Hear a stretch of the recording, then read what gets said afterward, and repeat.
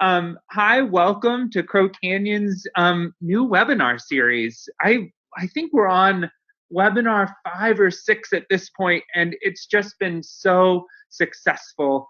So I want to thank all of you who come and join these webinars and support them for making this possible and for wanting us to do more. It's been a really neat way to continue to meet our mission at Crow Canyon during COVID-19. I especially want to thank Dylan Schwent, our Director of IT at Crow Canyon, and Taylor Hasbrook, who has been organizing all of these webinars. It's a monumental job. So thanks to both of them. Just some basics before we get started. First things first, we're on Zoom video conferencing. Some of you are probably on Zoom. Some of you are over on Facebook Live. The first thing is, if you're on Zoom and you're on a computer, you probably noticed the little talking head. I'm talking, you can see my talking head next to the presentation. If my head ever gets in your way, you can click the little minimize bar. It's the little thin bar in the upper left-hand corner above my head. And you can minimize me so that you can see everything that's on the screen. I like to have the talking head open so that I can see the person talking, but if you ever need to move the talking head, move away. You can ask questions using the Q&A button at the bottom of your screen. If you're on your computer, you can just click your screen and it'll come up in a bar right at the bottom. If you're on your mobile device, tap your screen and it should appear at the bottom. If you ask a question through Q&A, I'll be moderating those questions. If your question is really salient to what Stefani is talking about right at that time, I might interject and ask it. If it's a great question, all the questions are great though, so we're going to try and get to them at the end if I don't get to them during Stefani's talk. If you're on Facebook Live, go ahead and ask a question in the comments and I'll make sure that it gets answered live. If you're having difficulties, you can always head over to our live stream at Facebook Live, facebook.com/Crow Canyon Archaeological Center. Don't forget the AEO Logical Center. And then you can always subscribe to us on YouTube. If your connection's not great today and it's cutting in and out, this video will get posted on YouTube probably by the end of the evening. So there's now a nice quick link to get to YouTube, crowcanyon.org/YouTube. So this is our first webinar that's really featuring one of our research associates at Crow Canyon. So I just want to share with you briefly a little bit about Crow Canyon Archaeological Center. We're headed towards our 40th year of meeting a mission of public education, archaeological research, and collaborations with descendant communities, Native American communities in southwestern Colorado. We're a research and experiential education facility right outside of Cortez, Colorado, at the base of Mesa Verde National Park. And we do research with citizen scientists through a series of different programs. We have field and laboratory programs for all ages, including a high school field school program, college field school programs for adults. We also do travel seminars throughout the Southwest that connect to our on-campus research programs. So if you're interested in joining us at Crow Canyon, once we're all able to be together again, please head over to crowcanyon.org and learn about some of our programs. During this time of social distancing, though, we've really pivoted to doing a lot of online programs, and one of those is our webinar series. We actually have 2 webinars coming up next week that I hope you'll join us for. We've got Southwest Indian Arts, Origins and Revivals with Emerald Tanner. That'll be really exciting on Tuesday.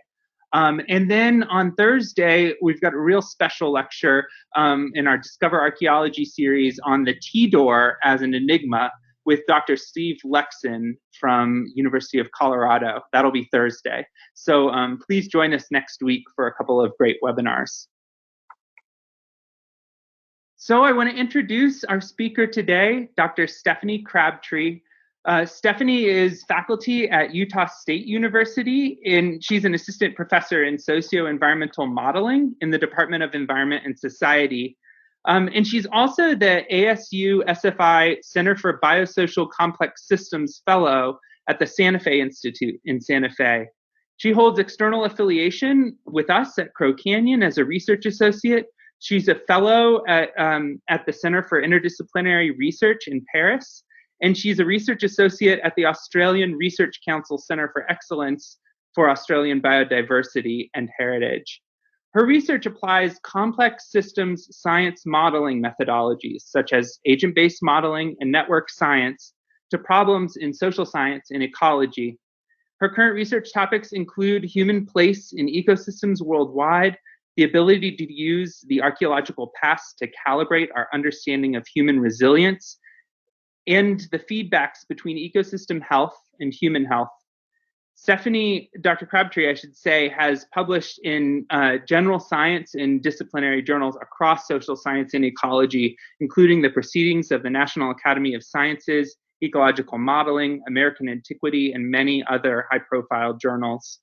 And last but not least, Dr. Crabtree actually holds 2 PhDs, one from Washington State University and the Department of Anthropology there, and one from the Université de Franche-Comté in Besançon, France. So we're really excited to have Dr. Stefani Crabtree with us today, presenting her research towards a science of archaeoecology, placing humans into food webs. And Stefani, welcome. And I'm going to stop sharing my screen, and you can share yours and take it away. Thank you so much, Kyle. I really appreciate the very kind introduction. And yes, all of you can call me Stefani. You don't have to call me Dr. Crabtree. But if you do choose to call me Dr. Crabtree, you can call me Dr. Crabtree. So today I'll be talking to you about my work of understanding the human place in food webs. As Kyle mentioned, I'm an assistant professor at Utah State University. I know I have some colleagues from there joining me. I'm also a fellow at the Santa Fe Institute, where I have some colleagues. You can follow me on Twitter and feel free to tweet this talk if that's your thing. And you can also email me. My info is in the upper right there. And Kyle mentioned all of these wonderful places that I also hold affiliations at. I should also mention that Nomad Science Mongolia is another one of my affiliations. We do archaeological research in Mongolia, and I know that the director of Nomad Science, Dr. Julia Clark, is currently viewing this, so thank you very much for coming. So now I'll take it away. So we are currently facing some pretty scary challenges, from climate change to diasporas of people to plagues. And these kinds of challenges can seem insurmountable. They are scary. We are living through some right now. But if you talk to any archaeologist, they'll tell you that there are countless examples of these things happening in the past. In the past, people had to deal with local anthropogenic change.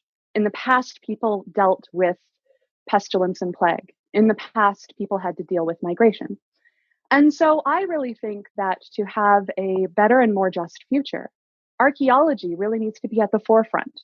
We can use the archaeological past to calibrate our understanding of where we are now and where we are going. And I personally think we can get a lot of comfort in looking to the past and seeing how people lived through challenging times in the past. Now, that doesn't mean that archaeology doesn't have its own challenges as well. For one thing, the archaeological record is oftentimes very piecemeal. In the upper left corner there, you see pictures of potsherds.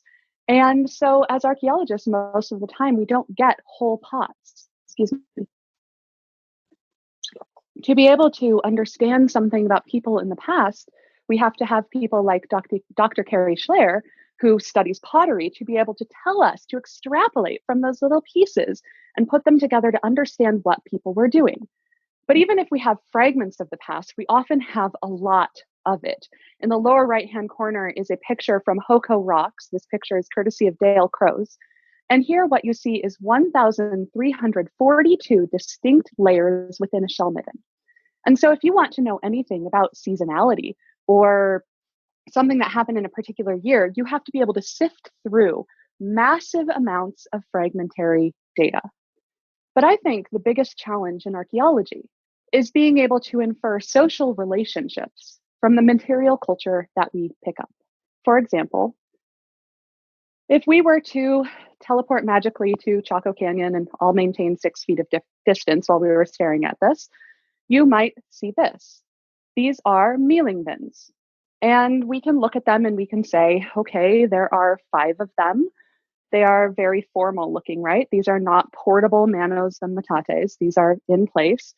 And if we were to do a residue analysis on the actual grinding stones, we would see that in fact, these were used for grinding maize. So we could get some data out of that. But the thing we would miss from doing that kind of analysis is the act of preparing maize for food was a really important ritual for young women, and that this was a chance that they would have to sit down and talk and gossip together. They would use the act of preparing food for their families as a way to form relationships with their friends and peers. And so the big question is, how do we get from this to the things that we can know from the ethnographic record, like this? So this is why I was drawn to computational approaches. In computational approaches, you can look at the whole, for example. We can use complex adaptive systems thinking to be able to look at the way that something is structured and drill down to look at how the actions and interactions of individuals can have cascading effects where they form larger overarching structures. And so a lot of the work I'm talking to you about today is looking at those individual interactions and how they form a larger whole. So today I'm going to be taking you through essentially 3 different bits. We'll be starting with modeling the past. So I'll be showing you work that I published looking at placing ancestral Pueblo farmers within larger ecosystem framework to understand their day-to-day interactions with their environments and how that changed over time, and why that may have led to a decision to depopulate the Central Mesa Verde region. Next, I'll be talking about some very recently published work where I worked with the Martu Aboriginal people who live in the Western Desert of Australia currently, and looked at the extinctions that happened in the desert between 1964 and 1985, looking at the human place in ecosystems there as a way to kind of knit an ecosystem together. And then I'll very briefly talk to you about some of the work that I have going forward and potentially inspire you in ways where you could potentially get involved in this work, okay? So let's get started. But to begin with, I have to start with a story. So in the late 1800s, 2 cowboys, the Wetherill brothers, they were riding their horses up the canyons of southwestern Colorado in what is now Mesa Verde National Park. They were driving their cattle up the canyons to look for new fodder, and one of them looked up, and he was absolutely astounded at what he saw. He tapped his brother on the shoulder. They tied their horses up. They let their cattle wander off to do whatever it is that cattle do, and they clambered up the side to see a beautiful cliff dwelling. They were astounded at what they saw. When they looked down, they saw pottery that was left there as if people had just gone and left things, just yesterday. They saw these beautiful buildings, and yet nobody was there. They went back to town. Pretty soon, they contacted the press, and then a national and international obsession with the ancestral Pueblo people began. People wanted to know who these people were. They wanted to know why they left and what made them leave. Well, we have a pretty good idea of who these people are, as we have their descendant communities who we can talk to today. We have a pretty idea of, I am so sorry, I'm so used to interacting with people, it's weird to only talk to my computer. We have an idea of where they went. Again, because of these descendant communities, we know that they went to various places in New Mexico and Arizona and around. But the question of why they left is still an open one. Originally, a hypothesis of the Great Drought happened. As we looked to tree ring dates, we could see that there was this time period that looked pretty bad for growing maize. But on further inspection, it looks like most people left before the Great Drought took hold. An early hypothesis also that hostile invaders from the north came in and chased them out also does not hold water. Most people, the people had left by the time Athabascan-speaking peoples came into the region. And so this question still remains. Why did people decide to go? Well, I think to be able to understand why they left, we have to understand how they lived. And so my work looks at the 700-year trajectory of ancestral Pueblo society in the area. I look at how humans interact with the environment. I look at how humans interact with other humans. And this can help us to understand this 700-year fluorescence of ancestral Pueblo culture in the region. In this way, this can potentially help us to understand those eventual decisions to leave that people had. And computational approaches can be a window into the past. So in the work today that I'm going to be talking to you about, it's really important to go down to the foundations of kind of early scientific thought. And in the work today, where I'll be talking about food webs, this really comes from originally from Charles Darwin. In 1859, when Charles Darwin published On the Origin of Species, toward the very end of the book, he has this beautiful passage. It is interesting to contemplate an entangled bank. These elaborately constructed forms, dependent on each other in so complex a manner, have all been produced by laws acting around us. So even in this treatise where he brings us the principles of evolution, he talks about the ways that organisms are interconnected. And this idea is actually a very foundational idea for ecology. A lot of the work that I do is kind of this archaeo-ecology interface, bringing archaeology and ecology together. A couple decades later, Lorenzo Camerano tried to operationalize this idea of the interconnectedness of species. And what you see here on the left is the first food web. So a food web looks at a growing plant, right? A plant gets its energy from the sun. This then gets eaten by an herbivore. And then the herbivore gets eaten by a carnivore. So we can trace these links between plants and animals, and we get a food chain. Once we link many of those together, we get a food web. And in Camerano's original work, he tried to operationalize this, to look at when a plant grows, how does it get its energy from the sun? How does an herbivore get that energy? How does a carnivore get that energy? And you can see these little groupings of species that he has in this beautifully hand-drawn diagram. Now, from these very simple beginnings, we have come to something that looks more complex like this. And don't worry, you'll get to look at this quite a lot, but this is what an actual modern food web looks like. It's structured very similarly to Camerano's food web, where we have on the very bottom, those red balls, those correspond to kind of the circles at the very bottom of his graph. Those are the plants. And then they get consumed by ever increasing numbers of consumers. This, of course, is from my work that I'll be talking to you about today. I'll give you more detail on that in just a couple minutes. What a food web can tell you is it can tell you community structure. So what this picture is, it's a graphical representation of every individual species within a certain ecosystem. The red dots here, those are the plants. And then all the green lines are consumption links. So those are the species that eat them.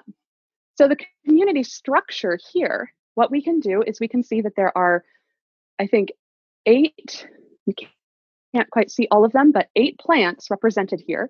And then we have various herbivores and various carnivores represented. So we can look at the ways that these are interconnected. How many of these species eat many different things? So they're generalists. How many of these species eat only one thing, like a panda bear, for example? So they're a specialist. So this can tell us something about an ecosystem, which can be very important if we want to know something about what might cause an extinction. Now, a little note on what those green lines mean. You might notice that some of these little balls have nose rings, and that indicates cannibalism. So tigers, for example, will eat their young. So that is a cannibalistic link. And so when we're creating these food webs, what we try and do is we try and get as much data as we can on all of the species that exist in the ecosystem we care about. And then we get all of the information on everything they eat, even if it includes some of themselves. And that can tell us the structure of that entire community. Community stability is how would this network react if you removed a species? So is there one species that is incredibly important for holding the entire network together? And if you pull it out, everything unravels. Or is this network incredibly robust to removals of species? So we remove something, the network kind of doesn't care, it still exists. And so these food web studies are really important for understanding that. We can also look at nutrient flow within the ecosystem. So how many steps does it take to get from the plants at the bottom to a carnivore at the top? And we can look at the efficiencies within an ecosystem that way. Is an ecosystem very top heavy? Are there too many carnivores and not enough producers? These are the kinds of things we can get at with food web models. Excuse me. So these are really useful for ecology, but how are these useful for human systems? Well, as an anthropologist, I think that it is disingenuous to study an ecosystem without people in it. Humans have been impacting ecosystems globally for tens and hundreds of thousands of years. And so to be able to understand ecosystems, we have to understand people in them. And the Ancestral Pueblo ecosystem gives us a very beautiful case for understanding a human place in ecosystems, because we know that they came in around AD 600 to that Four Corners area where Crow Canyon is. And we know that they left by AD 1300. So we have 700 years of successful living in this region. And before that, they weren't there. And after that, they weren't there. And so this gives us this little microcosm of looking at food webs over time. So in that way, my approach for using food webs to understand the Ancestral Pueblo past is using food webs to help us understand human vulnerability. So can we understand how over time, potentially little shifts in the ecosystem would have been big shocks for people? And will this help us to understand the questions of depopulation? And can we also, so this is a secondary question, and I think all of us who love Crow Canyon wouldn't think of this as a big question, but for ecologists, this is a big question. Can we understand farmers as integral parts of an ecosystem? A lot of the time, people have no problems thinking of hunter-gatherers as integral parts of an ecosystem.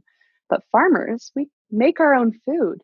Are we actually important integral parts? And so by modeling people, Pueblo people within the ecosystem this way, I'm explicitly saying we need to understand farming peoples as part of the ecosystem. So today, for this first part, I'll be showing you a full food web of the Ancestral Pueblo Southwest. This will be a composite food web. So what I mean by that is in ecological studies, a lot of the time, you might look to a deer, for example, and say, deer always eat these 15 species. And so you'll list them out and a deer will be connected to those. People, we're picky, right? I know that I had eggs for breakfast. I know tomorrow I probably won't. I'll have granola. And so if I was going to model my food web, I might want to model it differently on Thursday versus Friday. But so I'm putting a composite food web together of everything Ancestral Pueblo people ate over the course of the time they were in the Southwest. I can then look at individual sites and pull these out. So I have multiple data sets. The published work was 3 data sets. I now have 12 fully coded data sets where I can look at minor differences between, say, Sand Canyon Pueblo and Castle Rock Pueblo, which there are differences between those two. And that can tell us things, but I'm not actually going to show you that today, just in interest of time. But from that big composite web, we actually get some pretty interesting statistics.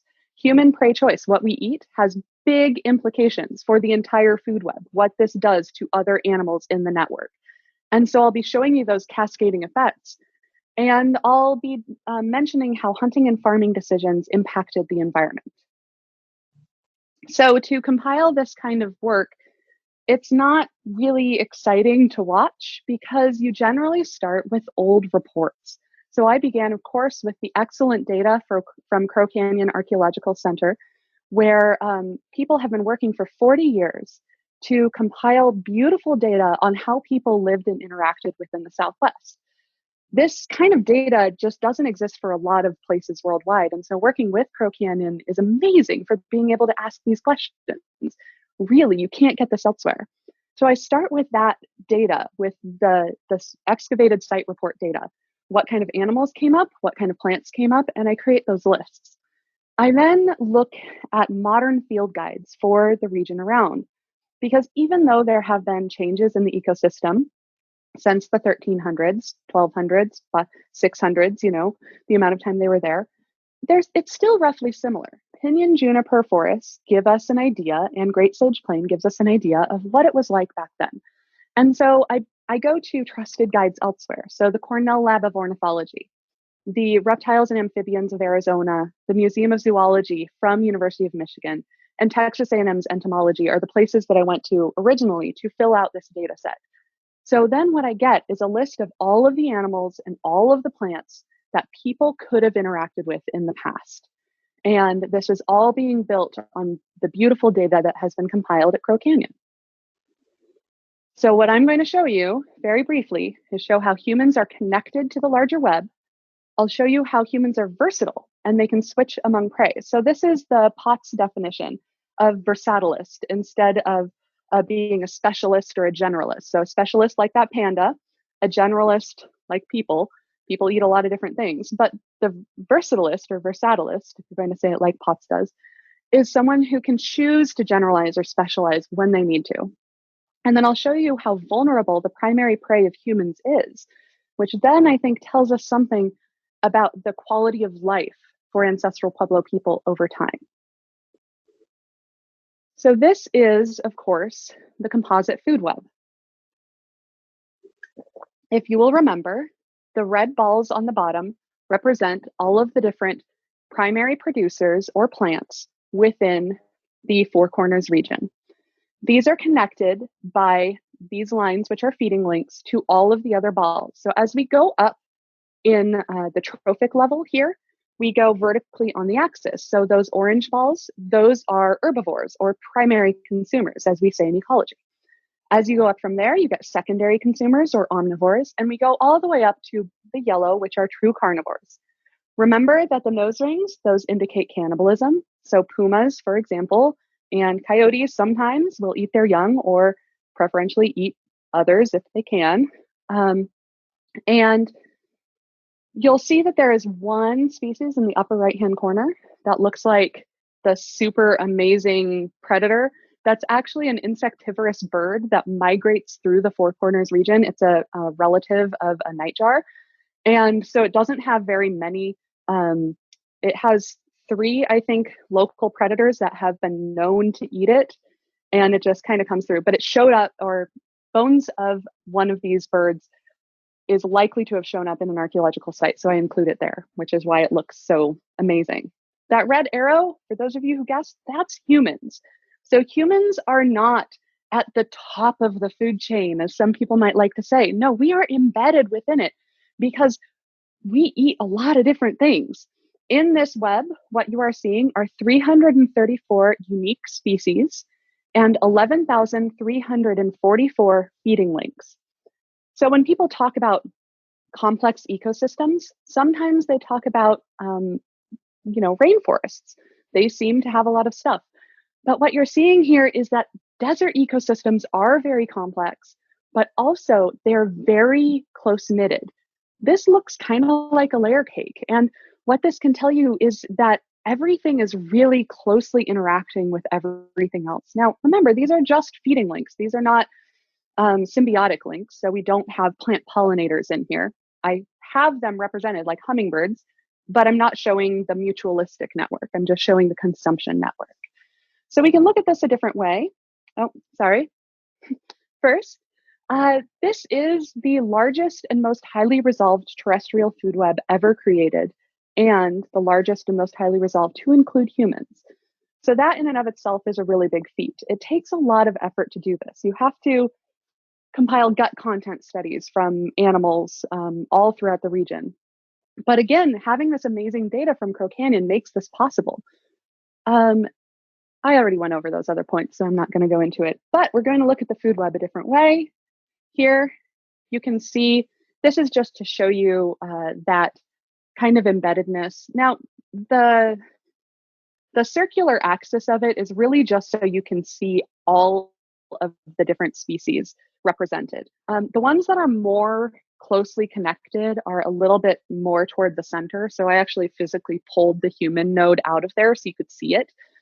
But what you're seeing here is these amazing connections, these almost 12,000 feeding connections, and this incredibly tight clustered network.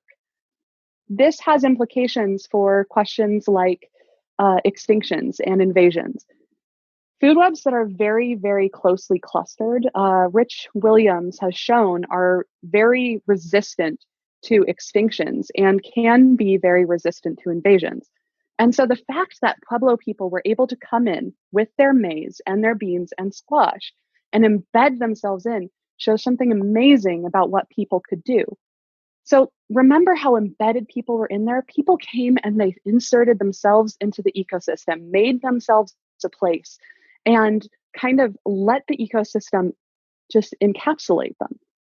All right, we'll get off this merry-go-round and go on from here. One of the statistics that you can get from this, so most of you are probably on Facebook, you might even be watching me on there. You know that Facebook can tell you something about your network connection. The 6 degrees of separation to Kevin Bacon is one thing that people talk about. So these kinds of connectivity measures can tell you how connected you are to the global world, how connected Kevin Bacon is, 6 degrees of separation to all of us, apparently. Well, those connectivity measures can be used in food webs as well. And I can look at the overall connectedness of the food web. It has a connectivity measure of just under 3, so that's more connected than Kevin Bacon. But we can look at the individual connectivity statistics of every single one of the species that I represent here. So I have humans, deer, and maize or corn represented here. So what's interesting about this is that deer were already in this ecosystem, right? Before people showed up. They have a pretty high connectivity score. They're rank ordered pretty highly up there. Humans have a higher connectivity score. They consume many things, and they are in fact consumed by a few things, right? There have been instances of mountain lions, for example, in the news. When I was an undergraduate, a mountain lion attacked and killed and ate a biker, for example. I'm sorry, that's a little morbid, but those kinds of information, right? If a mountain lion can, it will. Maize here, maize is not a native crop. This was something that was brought up by the Pueblo people when they migrated into the region. But you can see that maize is very well embedded in this connectivity network. But of course, maize isn't eating anything. Maize is only being eaten by things. So to understand its connectivity score, we actually want to look at the vulnerability to predation score. So I'll show you these 3 same species a different way. Humans, again, they have a couple predators like pumas or wolves. Deer have many more predators. But I don't know if you can see exactly, but maize on the upper right-hand corner, this is the most highly preyed upon plant in the entire Four Corners region. The only things that potentially have more predators are insects in this region. Maize is incredibly preyed upon. When Pueblo people came in, they migrated in and brought candy with them. So as I was compiling this data set, I was reading, on Cornell Lab of Ornithology about all of these different birds that are in the region, and every single one will preferentially eat maize if they can.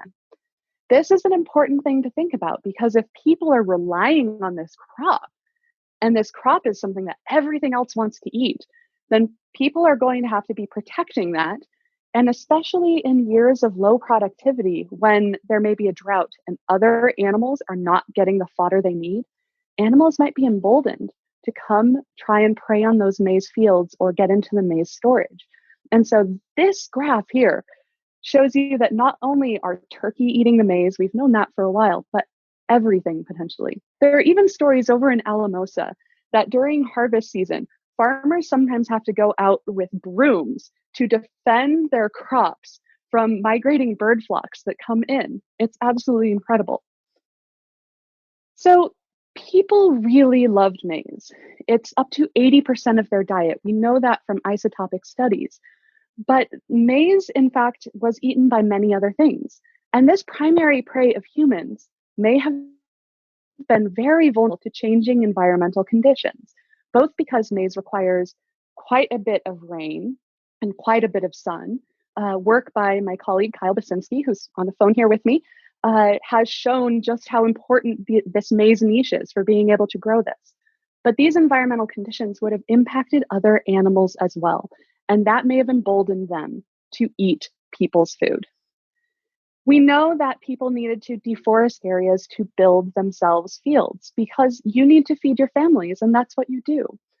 As deforestation increased, and potentially people also started relying on maize more and more because maybe they couldn't find other foods that they would have chosen to forage for. People are omnivorous, they're eating lots of different things, but they can only do that when they can get them. If people are relying on maize and they're not able to rely on these other crops, this potentially could decrease the quality of life that people may have. People, we know, had to potentially go farther and farther for wild resources as populations came in. This is exemplified by work that was led by Dylan Schwint, who is also here on this webinar with me, that in the early 1200s, the population estimates for this region were around 27,000. This is an incredibly packed landscape. And if what you're relying on is being able to grow your fields and potentially forage for other products that you can't get because of that packed in region, that is going to be really difficult. So even though people have this very high connectivity score, they're eating many different things, if they can't switch prey, that's going to be difficult. The ability to switch prey reliably may have only been available in low density populations. So this study, which has been published, and anyone who would like a copy of it can email me or ping people at Crow Canyon, and we can make sure that you have a copy of this, have access to it. I believe it's up on my website. But it shows the interconnects of people in ecosystems and how small actions like farming more, clearing the fields may have dramatic impacts on the environment over time. And I realize I kind of glossed over that in my talk today in the interest of going forward, but this really is true. And within the food web, you can see this. As you remove certain organisms from the food web because they're not showing up archaeologically, we see how different these food webs change over time. Even though things may have been difficult over time as the ecosystem shifted, and we can see this in these modeled food webs, one of the things that we know is that Pueblo culture was incredibly resilient by their ability to migrate away from the Four Corners region. So even though the food web does shift and change, people were able to take this knowledge and bring them with them as they migrated somewhere else. All right, that's all I'm going to talk about that bit today, and I'm going to move on to showing you how these kinds of food web studies can be useful for other kinds of questions as well. Stephanie, do we have time for a brief question? Yes, please. Just a brief one. Do you, in the analysis that you've done, have you seen any evidence of carnivores especially changing their hunting routines or impacts on carnivores from humans being a new competitor in that landscape? That's a fantastic question. One of the things so what these food webs can show us is they can show us from the archaeological data, I can see what was present for Pueblo people in the middens and what isn't. And so that doesn't necessarily tell me whether or not carnivores disappeared because maybe people weren't bringing them back. But what I can do is I can simulate what it looks like if carnivores disappeared. What we do know from modern studies of carnivore behavior is that they are a little wary of people, especially if they're being hunted and having their food persecuted.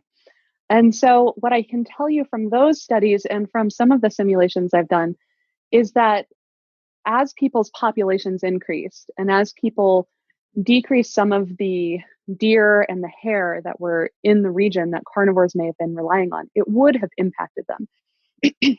I don't know for sure from the archaeological record whether or not human use of the landscape directly impacted carnivores. It's not something I've simulated there, but I have simulated this a little bit in Australia, and I can tell you humans have huge impacts on carnivores.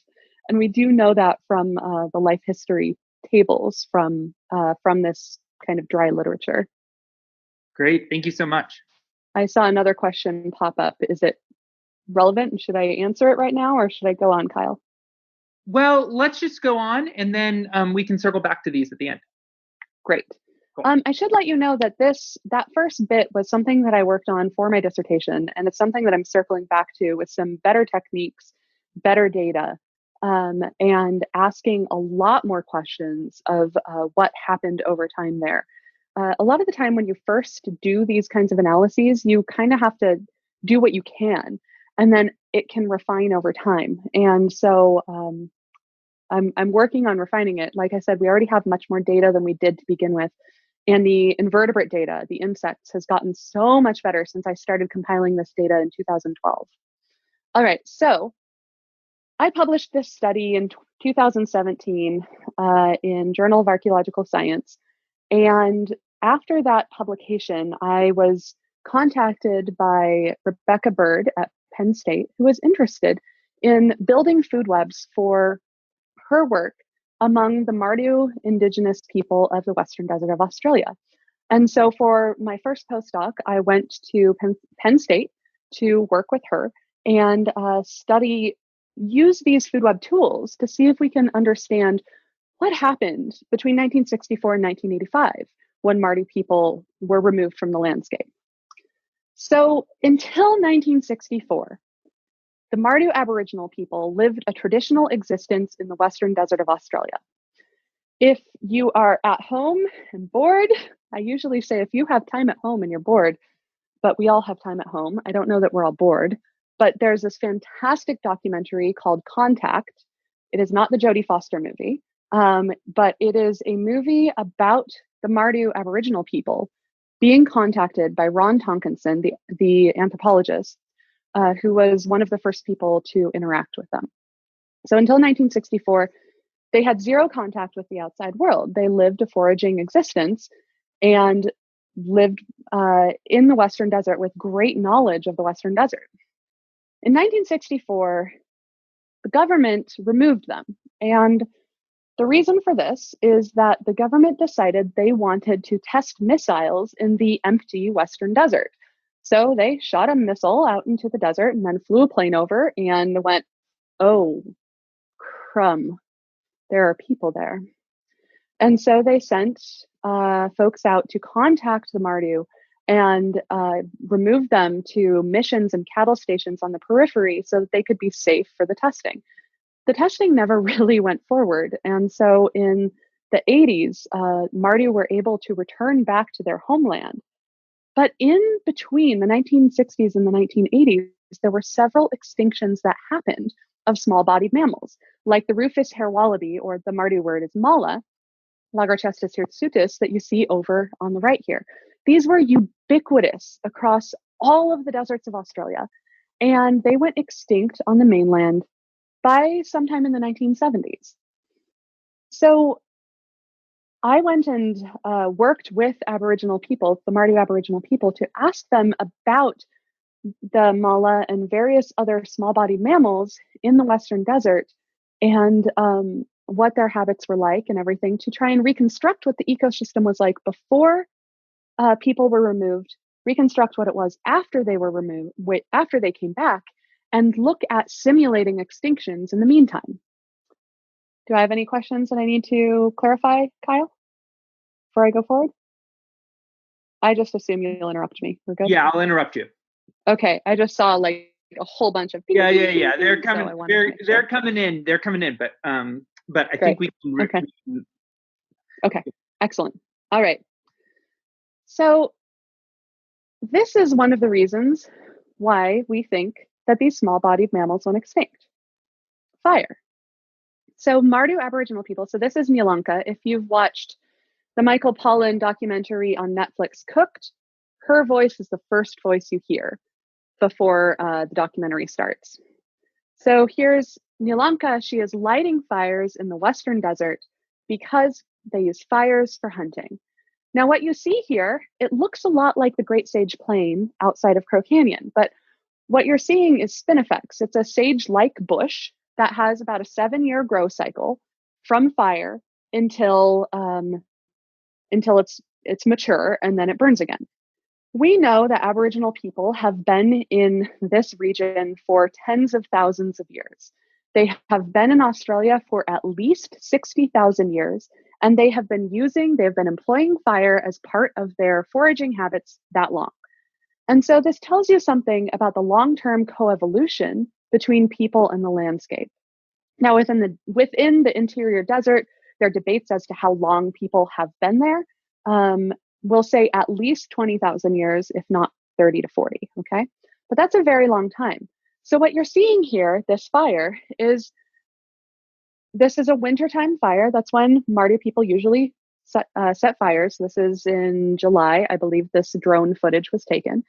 And what she's doing is she's lighting a fire on one side, and then she's walking over to the other side and lighting the back burn.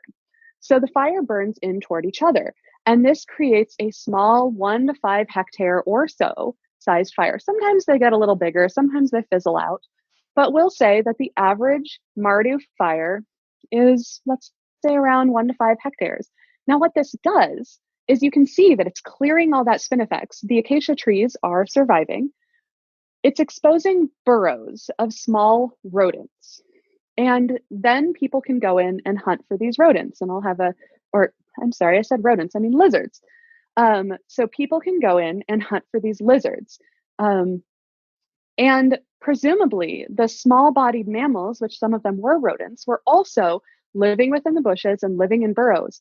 But they were able to outrun these fires because they were quite small. What this also does is it creates a patchy landscape. So you have a 5-acre area that's burned, and you can see right next to it, that area is not burned. And so over time, you get this mosaic of various growth stages of spinifex, which is really important for a lot of these animals in this region. When Martu were removed, it took about 7 years for the recently burned patches to be able to grow up to full height. Then in the summer, you get lightning strikes. And they got them this last summer too. Lightning strikes come down, they hit an acacia, the acacia bursts into flame. And if the acacia is in the middle of one of these recently burned areas, it can't catch anything on fire. If it's in an area that hasn't recently burned, it'll catch it on fire. But as soon as it comes up to an area that's been burned, the fire burns out. And so after Martu have been removed from this region and we take away this patchy fire landscape, all of a sudden we have conditions for rampant wildfire. And so during that time, that's the hypothesis, is that people were there keeping the ecosystem together so these small fluffy mammals could survive. All right. So paradoxically, it seems that people were keeping animals alive in this region. People in Australia since 60,000 years ago, at least, in the Western Desert since about 30,000 years ago, this shows this long-term coevolution. So if you remove people and the ecosystem services that they provide, this is going to cause massive ecosystem change. So my colleagues, led by Dr. Rebecca Bleegybird, looked at how different animals prefer different fire successional stages. And so here you can see this wheel of successional stage, where you have the recently burnt that dingo really like. You have the starting to grow, where you get small kangaroos and invasive foxes. And then slightly larger kangaroos and invasive cats, kind of like the middle stage. And then that really dense brush that they're burning down, which they call kunarka. You see the goanna lizards and potentially these small-bodied mammals really like that thick brush. And so people will come in and burn that. Some of these mammals can run away. It's really important for this life cycle. So I looked at modeling the pre-1964 and the modern food webs and simulating extinctions.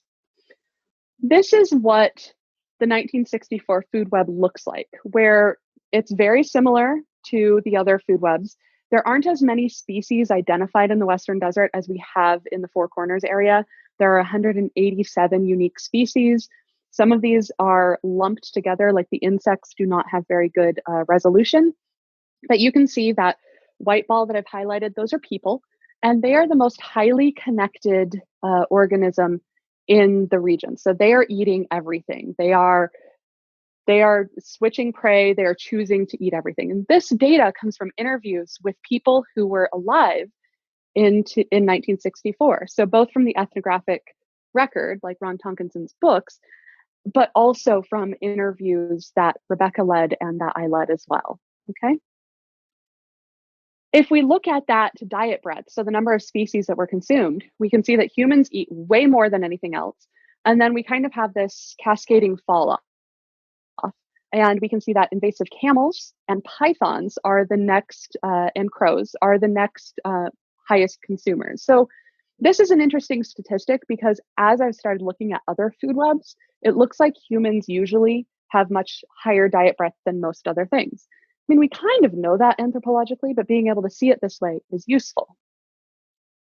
So what this actually looks like, if we just focus in on the people and what they were eating, is you can see people here connected to various herpetofauna. So those are the lizards and the snakes up at the top. We can see the birds that they're connected to. We can see the mammals at the bottom. And yes, there were already invasive species such as rabbits, foxes, and camels in the deserts in the 60s. The weights on these correspond to how much the indigenous women told me they ate over time. And so we get a basic weighting of how important everything is. And this all adds up to 100. Okay, so this gives you a visual idea of everything people were eating. This is what it looks like today. And these are summertime food webs. So you can see that they're still eating some birds, emus and bustards. They're still eating some mammals and various mushrooms and plants. And you can see they're still relying on goanna, the lizards, quite a bit. But 80% of their diet is coming from store-bought foods. So that's represented by the flour and ham there. So visually, you can see that there's a very big change. But of course, how can we actually know what the change is when we know there were also extinctions that happened between then and today? So to understand this, is the modern food web normal?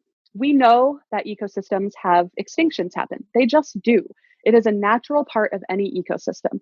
If we want to be able to understand if those extinctions are normal, we have to do simulations. So the type of simulation I use is called a niche model. And for those of you who do network analysis, it's essentially an Erdos-Renyi randomization process that maintains the hierarchical structure of a trophic web. This enables me to look at what natural extinctions would be. So I run these simulations thousands of times and see what the fallout happens. And this helps determine the structure of a food web and its stability. So since publishing my Pueblo article, I've learned how to do this. So now I'm working on using this in the Pueblo case to understand if the changes we see between sites are due to natural fluctuation processes, or if they are in fact things that happened because of extinctions that were happening in a greater way. All right, but that's a diatribe. So, okay, so here's a graph. What you are seeing here, the orange ball in the middle with the red lines around it, that is kind of the natural fluctuation of that web. And so this is giving you the structure of the food web. So what is the natural structure? And when I do these randomized simulations, what does it look like? So what I have here is I have the 1964 web, the orange dot in the center with the red lines around it, that's the model. And then I have the yellow triangle, which is the modern data. So that's what people are eating today. And then that brown in the middle is kind of before Martu came back. So this food web without people in it. So people in 1964, people today, kind of that, let's say 1979, when people weren't there, okay? So what we see here is there's remarkable structural stability in the food web. When we do these simulations, the food web is stable. So even with extinctions, the food web structure is there. So we don't see it completely unraveling. We see it kind of chunking along. However, there are certain statistics that the modern data and data without Martu there is just not at all normal. You could not predict this by natural fluctuations in the web. And these are things like the connectivity, the clustering, the similarity, and the generality. These kinds of things cannot be predicted. And so what that is telling us is that just the removal of people is causing an extreme change within this web. Now, some of those extreme changes are that people are some of the only predators of the snakes. People are also maybe the only, they're the only organism we know of that really employs fire.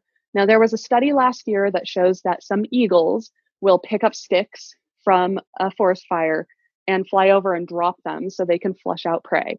But we don't think that eagles are doing that on as large of a scale as people were, right? And so there are certain things that people are doing, how people are consuming in this network, that are really important. They're dampening predators by consuming snakes, and they are creating habitats. So here we see that Martu are in fact knitting the ecosystem together. And when they are removed, we see something known as mesopredator release. So those predators whose populations they were keeping in check, they go crazy because people are not holding them down by consuming them. Without Martu, we see that this food web, this modern food web, has unraveled to a really interesting degree.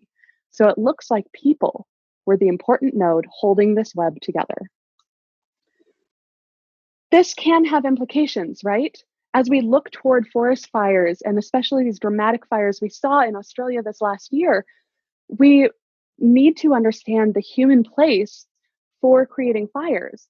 And Indigenous burning practices may actually be really important for holding ecosystems together. So I do have a small project that's starting to look at these Indigenous burning practices and how this is important for the health of Australia as a whole. All right, so I know that I have 3 minutes, but we'll get there. I just want to show you some of where I'm going with some new work. So that paper was published last year in kind of mid-2019. And again, I'm happy to share that with you. There's also a New York Times piece about it, which has those beautiful videos of Mielonka lighting the fires, which is pretty amazing. All right. So the Coalition for Archaeological Synthesis is a huge supporter of this work going forward. And in the Coalition for Archaeological Synthesis, one of the things we're trying to do is look at the human place in ecosystems worldwide. And so this CFAS-funded project is in collaboration with all of my collaborators listed on the bottom. And everywhere where you see a red arrow, we are compiling data of the ways that humans impact ecosystems. So we're actually moving beyond just looking at food. People do a lot of interesting things. We wear clothes, we build shelters, we consume other kinds of things for medicine, and this is just water, but right, we have a very different relationship with our ecosystems than a lot of other organisms do. And so what we're doing is we're moving beyond just food to all of those myriad ways that people impact ecosystems. Here you can see all of the 13 different ways that we're conceptualizing this. And here I'm showing you just a bar chart from the Ancestral Pueblo world of the various different organisms in the 4 corners people use for different kinds of things. We can see when we compare Pueblo to Martu, for example, that for Martu, ritual basis for all these organisms can be much higher than what we have evidence for some of the other places that we're working. One other way that this is helpful is by looking at some of the top taxa that people eat. So here I'm showing you turkey, rabbit, deer, maize, pinyon, and juniper. And I have it as rabbit, but that's rabbit and hare for those of you who care. And we can see that these are used for many, many different types of objects.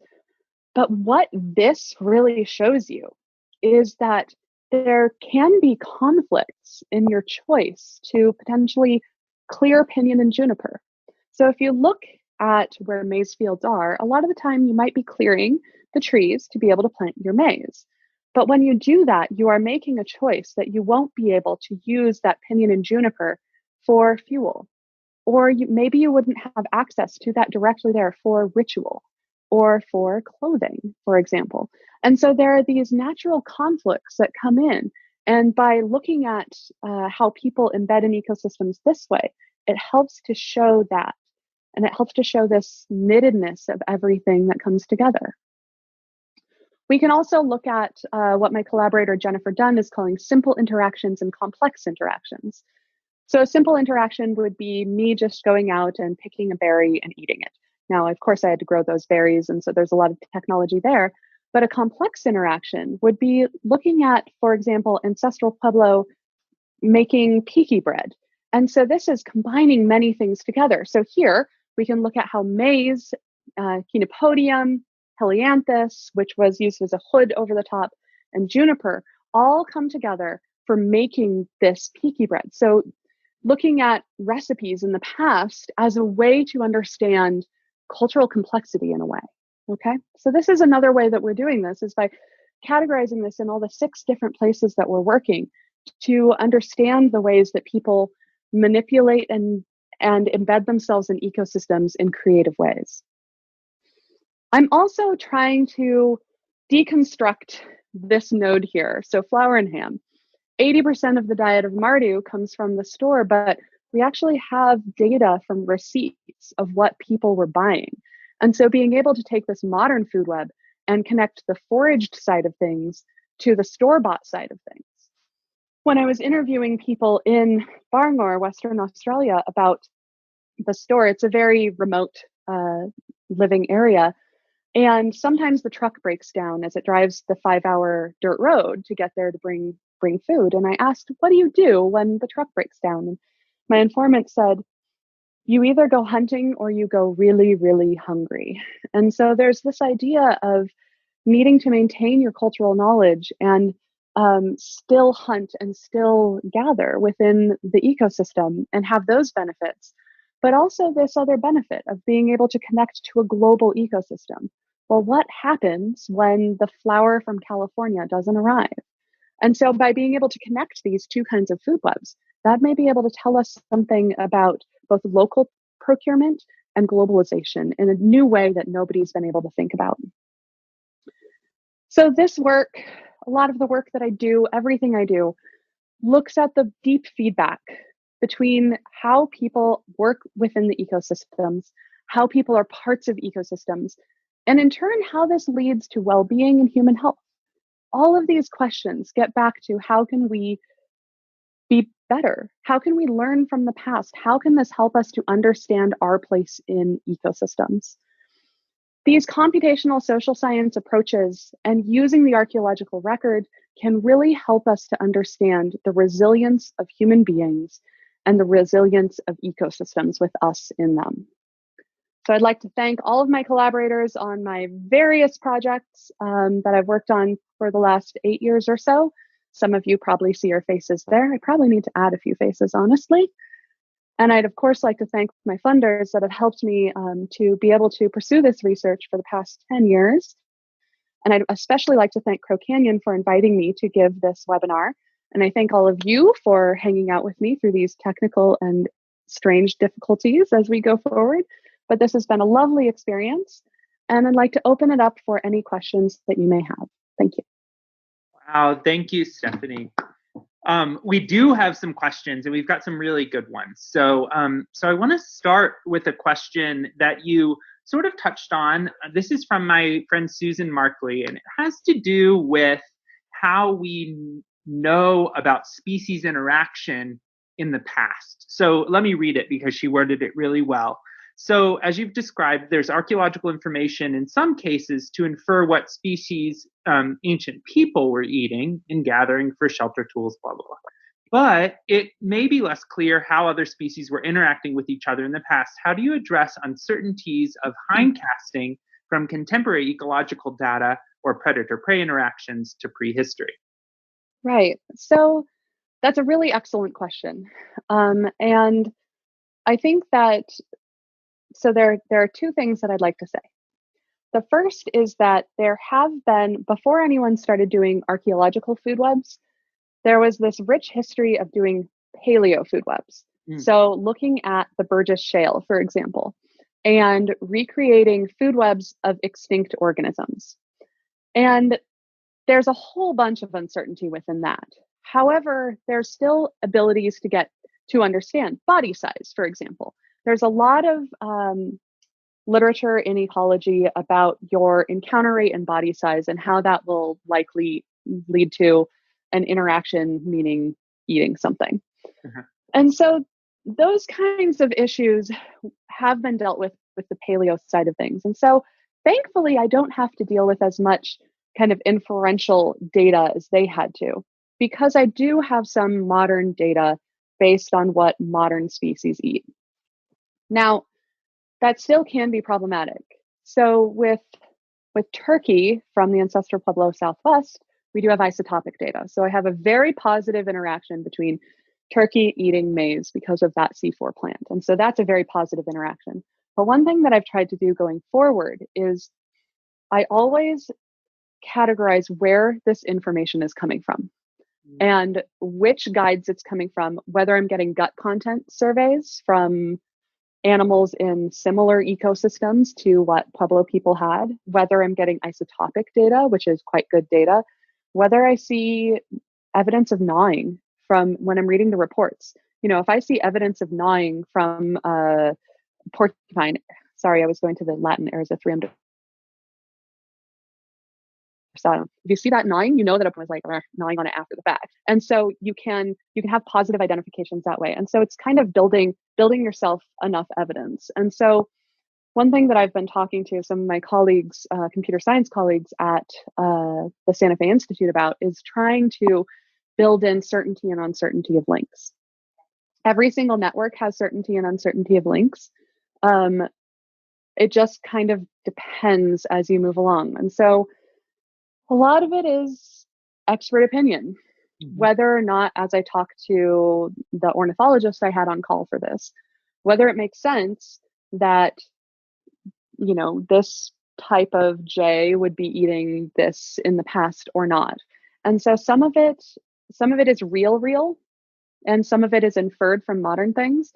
But that's where I think it is really important to use open science principles, because this is not, you know, I am 100% sure on everything and this will go forward as this is the way the food web worked. This data is accessible. And so what I hope is that other people will build on it as we go forward. And if I am wrong, we need to move forward on that and change it and adapt it and make it better. And since this has been published, the insect data has gotten a lot better. So that has gotten better within this. But all science is an iterative process. So that's a very, very long response to your question. And I think the punchline is it matters, not probably as much as we worry it may, but we always make sure we document it so that we can change things in the future as data gets better. Well, and ultimately your simulation and modeling framework that you've been using allows you to actually play with that uncertainty, right? I mean, if you don't know whether an animal is eaten by another animal, you could just delete that edge and then see how, it's. Well, exactly. And that's what's one of the craziest things about some of these simulations is that they show that some animals kind of don't matter. A lot of animals here are super redundant. There are so many that live in the exact same niche. There are like 10 different hummingbirds that come through that part of Colorado. And it's, you know, a lot of them are really similar. All right, we've got a question from Maddie, and this is one that we asked the question about your predators, right? And how that's sort of difficult to see in the archaeological record directly. The question that Maddie had was, do we see the change in herbivores pretty directly because those are animals that humans are predating on? So whenever you put together a talk, you always wonder what you should show and what you shouldn't show. Yeah. One of the interesting things that came out of putting this data together is that early on in Pueblo 1 times, so 8600 to 8750, we see elk bones and we see snowshoe hare bones.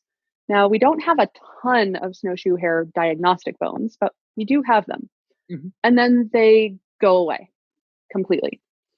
And then by Pueblo 3 times, we start seeing scaled quail. Now, as I understand it, they have a diagnostic hyoid bone, I believe. And so, again, very, very few of these have shown up archaeologically, but we see those showing up later. What's also interesting here in compiling this data together is that there are pollen cores that show that people deforested and kind of cut out, as I mentioned a little bit, cutting down to grow, have your maize fields, move your house, etc. But people are deforesting a little bit at a time. Well, it turns out that elk and snowshoe hare require woody forest corridors to be able to migrate in, to breed, and to find food. And scaled quail, on the opposite side of things, hate forests. They have to have open grasslands, and those live kind of around Farmington, New Mexico today.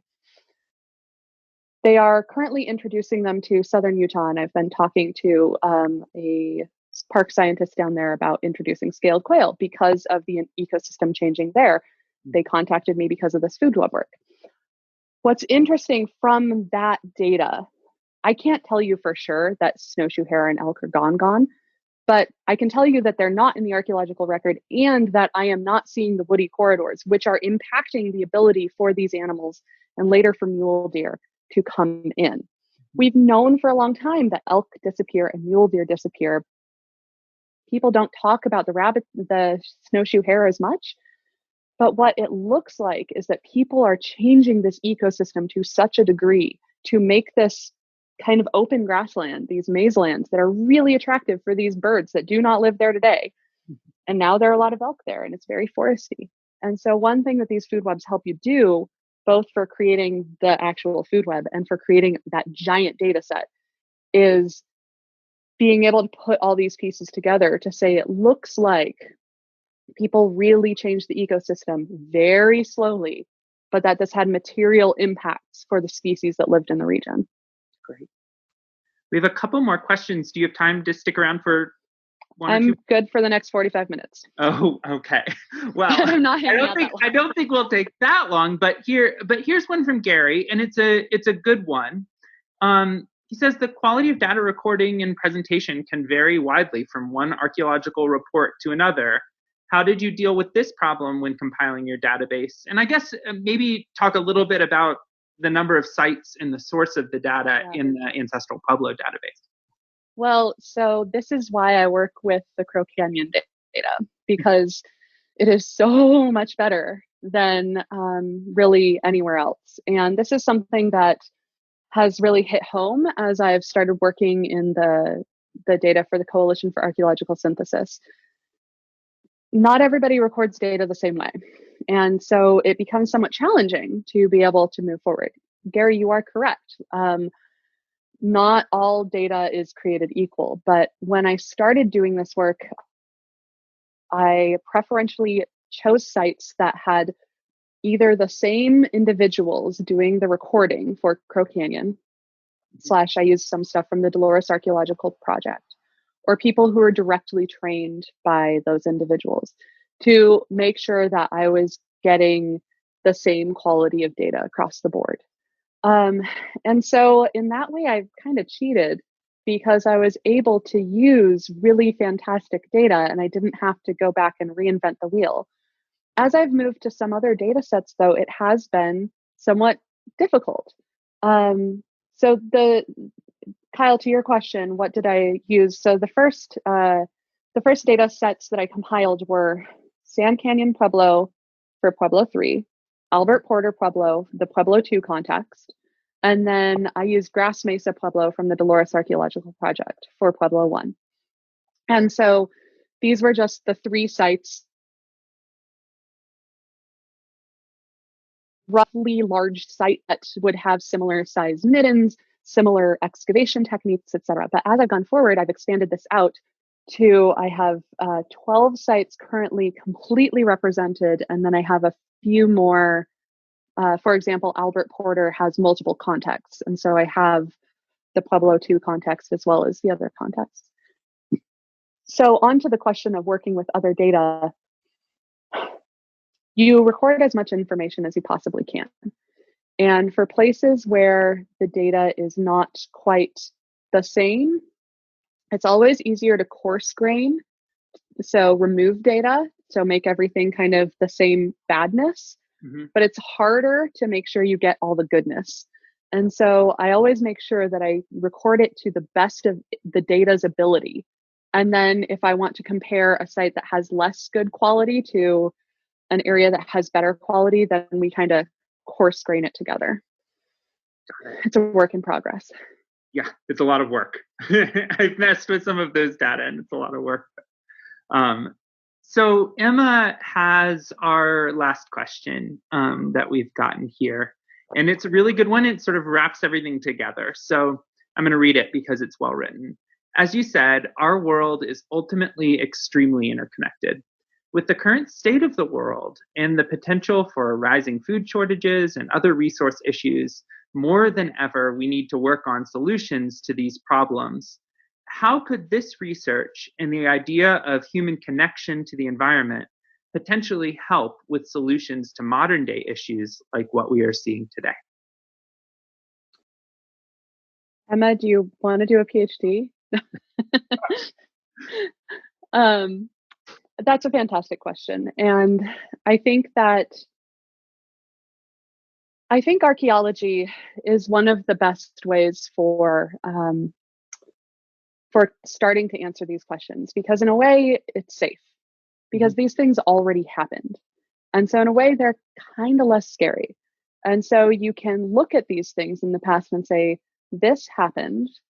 Here's the trajectory. We can see where this tipping point was and where people didn't go off the tipping point or where people did.